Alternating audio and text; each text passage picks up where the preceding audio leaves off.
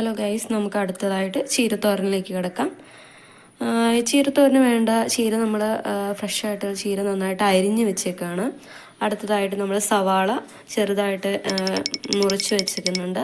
പിന്നെ ചുവന്നുള്ളി നന്നായിട്ട് ചതച്ച് വെച്ചിട്ടുണ്ട്. പിന്നെ തേങ്ങ നമ്മുടെ ആവശ്യത്തിനനുസരിച്ച് നമ്മൾ തേങ്ങ എടുത്ത് ഒതുക്കി വെച്ചേക്കുകയാണ്. പിന്നെ അതിനുള്ള മഞ്ഞൾപ്പൊടി, മുളക് പൊടി, ഉപ്പ്, ഇത്രയും സാധനങ്ങളാണ് നമുക്ക് ചീരത്തോരന് വേണ്ടിയിട്ടുള്ളത്. വളരെ സിമ്പിളാണ്, നമുക്ക് വളരെ സിമ്പിളായിട്ട് തന്നെ ഉണ്ടാക്കാൻ പറ്റുന്ന റെസിപ്പിയാണ്. നമുക്ക് ഉച്ചയ്ക്ക് ചോറിൻ്റെ ഒപ്പം കഴിക്കാവുന്ന ഒരു സിമ്പിൾ റെസിപ്പിയാണ്. അതോടുകൂടെ തന്നെ നല്ല ഔഷധ ഗുണമുള്ള ഒരു ഭക്ഷണം തന്നെയാണ് ഇത്. സോ എല്ലാവരും നമുക്ക് ട്രൈ ചെയ്യുക. നമുക്ക് ഫുൾ വീഡിയോയിലേക്ക് കിടക്കാം. അടുത്തായിട്ട് നമ്മളൊരു ചീഞ്ചട്ടി എടുത്ത്